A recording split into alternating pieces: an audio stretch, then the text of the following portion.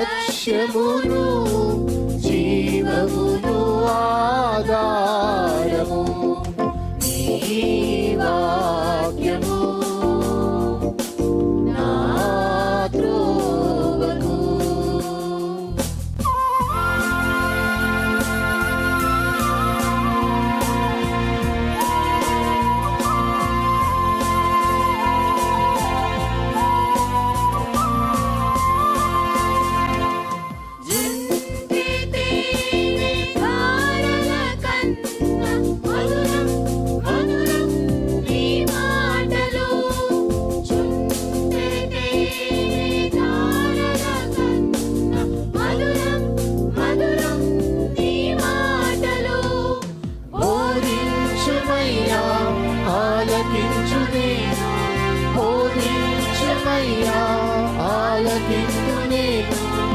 అనుసరింతునయ్యా ఆత్మశక్తితో, అనుసరింతునయ్యా.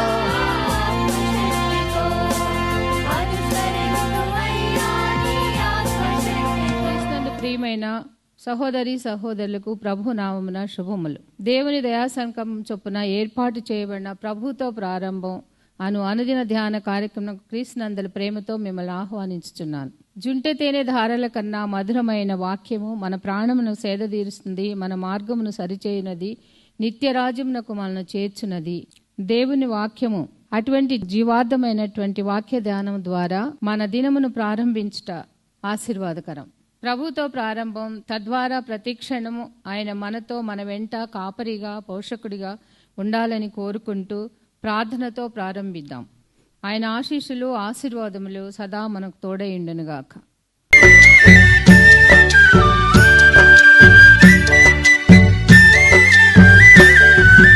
పరమపురి కల్పభోజ నిరత భో నరుల పూజ, పరమపురి కల్పభోజ నిరత భో నరుల పూజ, యురుతరచిత మహిమ తేజ పరస్తుతి సల్పెదము రాజ, పరమపురి కల్పభోజ నిరత భో నరుల పూజ, పరమపురి కల్పభోజ నిరత భో నరుల పూజ.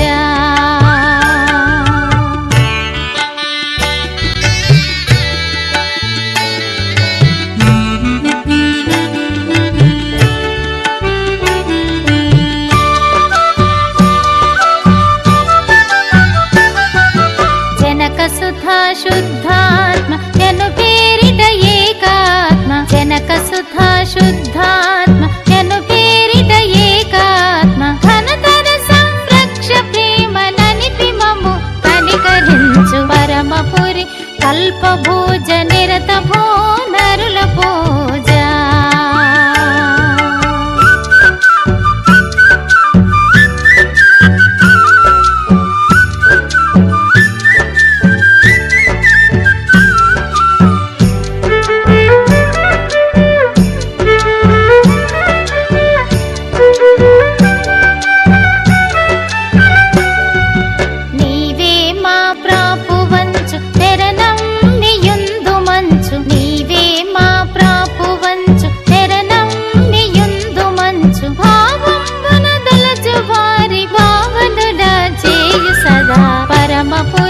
కల్పభోజ నిరత భో నరుల పూజ.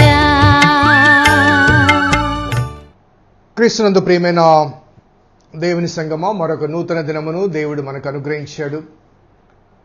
ప్రభుతో ప్రారంభం, అనుదిన ధ్యానం, ఆత్మకు క్షేమం.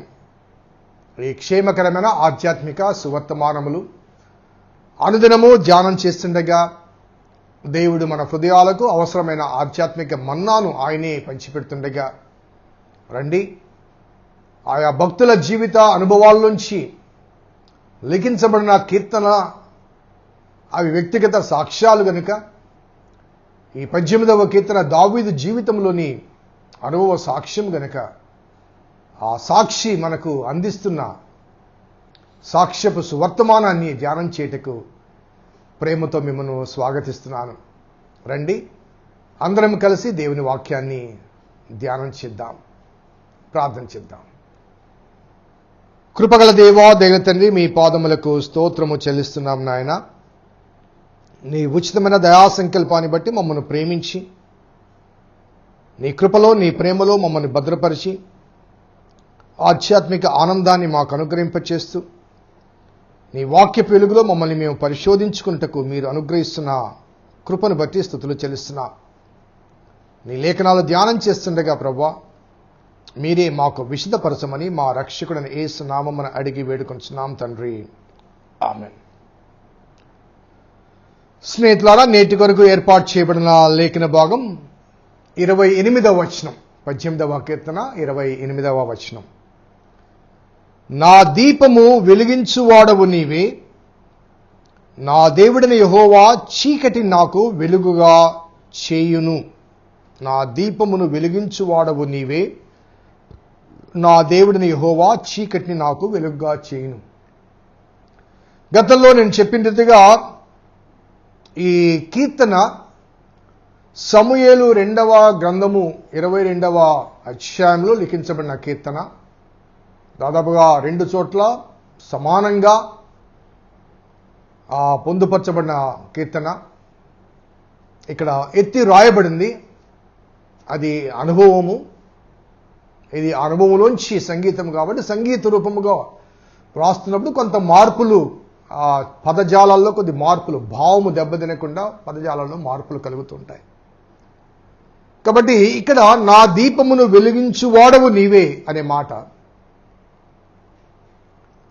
మరి సమూయేలు 2వ గ్రంథం 22-29లో నీవు నాకు దీపమై ఉన్నావని, ఇక్కడ వెలిగించువాడవని, అక్కడేమో నీవు నాకు దీపమై ఉన్నావు అనగా వెలిగించడం కాదు, నువ్వే దీపం, నాకు నువ్వే దీపం. సో ఈ భావన అనగా ఈ మొదటి 2 మాటల్లో మొదటి మాట గురించి నేను మాట్లాడుతున్నాను. నీవు నాకు దీపమై ఉన్నావు, లేదా నా దీపము వెలిగించువాడవు నీవే. You are my light, you have given me the light. నీవు దీపము, నాకు దీపం ఇచ్చావు, నా దీపాన్ని వెలిగించావు. కొత్త నిబంధనలో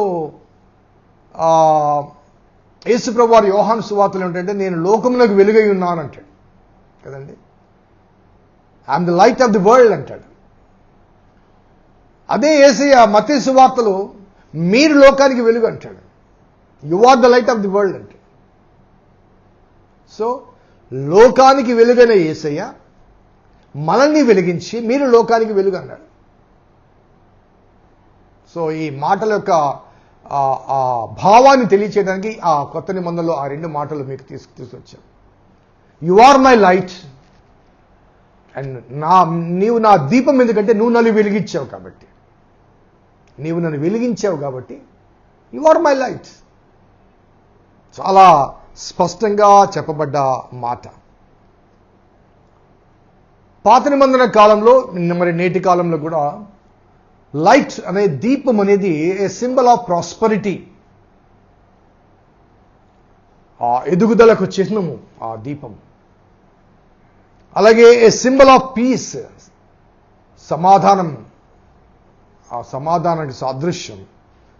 and A symbol of satisfaction also, తృప్తి. లైట్ ఉంటే తృప్తి. లైట్ పోయిందనుకోండి, చాలాసేపు చీకటిగా ఉన్నాం, కరెంటు పోతుంది,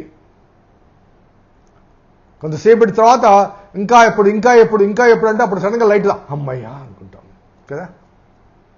so it's a symbol of satisfaction and comfort also. It's a comfort also and symbol of Joy. Symbol of Joy. ఇవన్నీ కూడా ఆ దీపానికి సాదృశ్యం. కొత్త నిబంధన నేపథ్యంలో light is a symbol of salvation. A symbol of salvation and symbol of life. Light is the symbol of life also. యోహాను సువార్త 1వ అధ్యాయంలో చాలా స్పష్టంగా అంటాడు, లోకములో వెలుగుండెను, ఆ వెలుగు లోకమునకు జీవమై ఉండెను. ఆయనలో జీవముండెను, ఆ జీవము లోకమునకు వెలుగై ఉండెను. సో ఈ 2 life and light inter exchangeable. వెలుగున్న చోట జీవం ఉంటుంది, జీవమున్న చోట వెలుగు ఉంటుంది. కాబట్టి ఏ సింబల్ ఆఫ్ లైఫ్ కావచ్చు, లేకపోతే ఎటర్నల్ లైఫ్ కావచ్చు, సాల్వేషన్ కావచ్చు, జాయ్ కావచ్చు, కంఫర్ట్ కావచ్చు, ప్రాస్పెరిటీ కావచ్చు, పీస్ కావచ్చు. వేరే the darkness is a symbol of death, a symbol of sin. చీకటి పాపానికి సాదృశ్యము, చీకటి మరణానికి సాదృశ్యం. చీకటి మరణాంతరము ఒక పాపి పొందే అనుభవానికి సాదృశ్యం. సో వెలుగు చీకటి రెండు opposite directions. You are my light అన్నప్పుడు ఆ వెలుగు నీవు నన్ను వెలిగించావు కాబట్టి, ఆ వెలుగులో కొనసాగుతా. 119వ కీర్తన 105లో ఉంటాడు, నీ వాక్యము నా పాదములకు దీపమును నా త్రోవకు వెలుగునై ఉన్నది అంటే. నీ వాక్యము, ఆ వాక్యం ఎవరండి? కృపాసత్య సంపూర్ణుడుగా ఈ లోకంలో అవతరించిన నరావతారుడైన దేవుడు. ఆదియందు వాక్యముండెను, ఆ దేవుడు నడిపించువాడు, త్రోవకు వెలుగిచ్చువాడు ఆయన. సో నీవు నాకు దీపమై ఉన్నావు, నా దీపం వెలిగించువాడవు నీవే. అలాగే ఆ తర్వాత సెకండ్ స్టాంజలో నా దేవుడైన యెహోవా చీకటి నాకు వెలుగుగా చేయును. నా దేవుడైన యెహోవా చీకటిని నాకు వెలుగుగా చేయును. ఈ రెండిట్లో ఒకసారి ఆలోచిస్తే మొదటి మాట నీవు నా దీపం అంటూ దేవునితో మాట్లాడాడు. రెండవ మాట నా దేవుడైన యెహోవా నా చీకటిని వెలుగుగా చేస్తాడంటూ తన చుట్టూ ఉన్న వారికి చెప్తున్నాడు. The first stanza speaks to God. The second stanza speaks to the people around.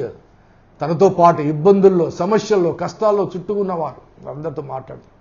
Next statement కూడా 29వ వచనం కూడా అలాగే ఉంది దాదాపుగా.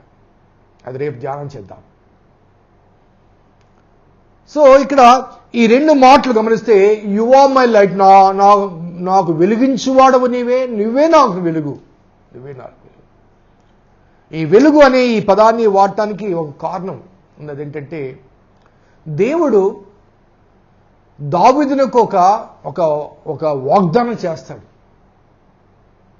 2 Samuel 7th chapterలో నీ సింహాసనము తరతరములు ఉంటుంది, నీ సంతానానికి నేను తండ్రిగా ఉంటాను, వారు తప్పు చేస్తే సౌలుకు దూరమైనట్లుగా నా కృప దూరం కాదు అంటూ ఒక వాగ్దానం ఇస్తాడు.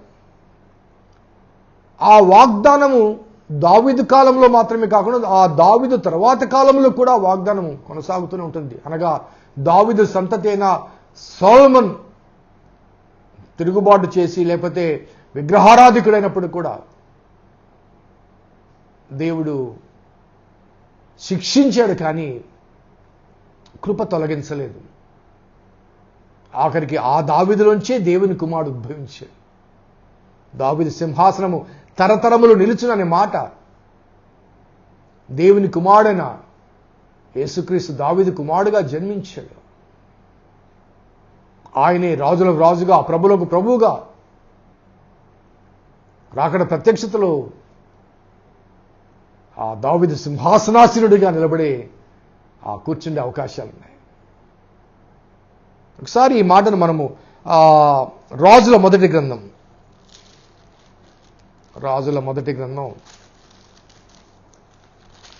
15వ అధ్యాయం 11వ అధ్యాయం 11:30 చూద్దాం. అయితే అతని కుమారుని చేతిలోంచి రాజ్యమును తీసివేసి అందులో నీకు 10 గోత్రములు ఇచ్చెదను. అనగా యెరోబోముతో దేవుడు చెప్తున్న మాట.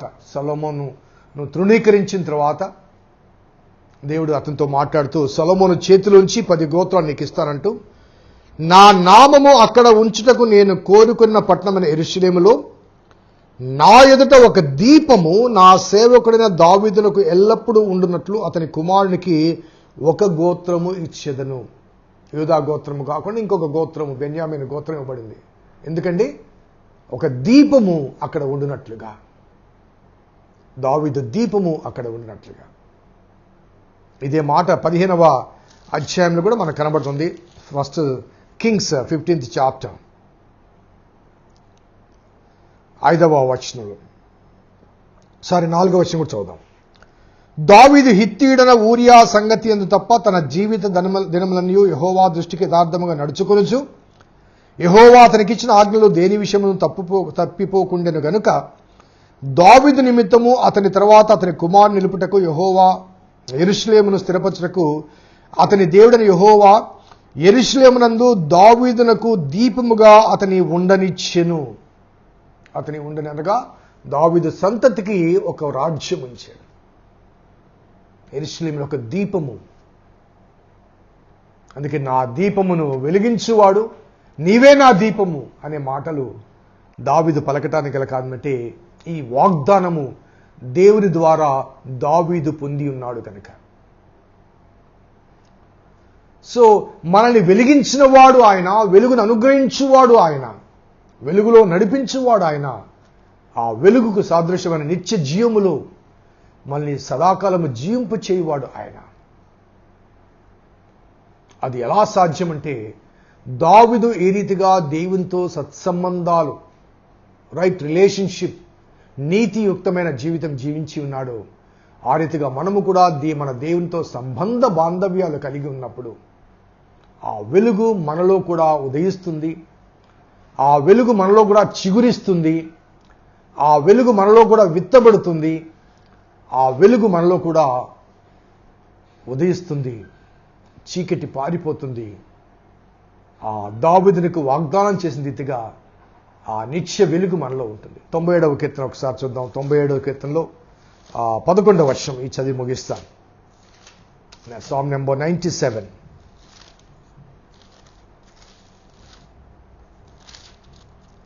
వచనం. నీతిమంతుల కొరకు వెలుగును యథార్థ హృదయులకు ఆనందమును విత్తబడి ఉన్నవి. నీతిమంతులారా యెహోవా యందు సంతోషించుడి. నీతిమంతులు కనుక if you maintain right relationship with God, God will definitely reward you accordingly. ఆ వెలుగులో మన జీవితాలు సదాకాలము దేవుని మార్గములో నడుస్తూ ఆయన వెలుగై ఉండగా, ఆ పాదములకు త్రోవకు వెలుగు చూపిస్తుండగా, ఆ వాక్య వెలుగులో ఇహమందు పరమందు కూడా ఈ జీవములోను నిత్య జీవములోను కూడా వారసత్వాన్ని పొందాలి. అది దేవుని ఆకాంక్ష. ఆ ఆకాంక్ష మనందరి జీవితం నెరవేర్చబడాలని కోరుకుంటూ ఈ మాటలు ముగిస్తున్నాను. దేవుడు మనందరినీ దీవించి ఆశీర్వదించును గాక. ప్రార్థించుదాం. కృపగల దేవా, దయల తండ్రి, మీ పాదములకు స్తోత్రము చెల్లిస్తున్నాం నాయన. నీ ఉచితమైన దయా సంకల్పాన్ని బట్టి మమ్మల్ని ప్రేమించి ప్రోత్సహిస్తూ అనుగ్రహిస్తున్న అనుదిన ధ్యానాంశంలో బట్టి స్తుతులు చెల్లిస్తూ, నీ లేఖనాలు మేము ధ్యానం చేస్తున్నప్పుడు మా హృదయాలకు కావలసిన వర్తమానాన్ని మీరే ఉపదేశిస్తున్నారు కనుక స్తుతులు చెల్లిస్తూ, కేవలం ఆలకించు వారముగా మాత్రం కాకుండా అన్వయించుకుని అనుసరించు వారముగా ఉండగలిగే కృప అనుగ్రహించమని మా రక్షకుడైన యేసు నామమున అడిగి వేడుకొంటున్నాం తండ్రి. ఆమెన్. తండ్రి, కుమార, పరిశుద్ధాత్మ త్రియేక దేవుని దీవెన వాక్యాభిలాషులకు, వారి వ్యక్తిగత జీవిత సాక్ష్యాలకు, సాదృశ్యాలకు సదా తోడైనను గాక. ఆమెన్. God bless you. దేవుడు దీవించును గాక.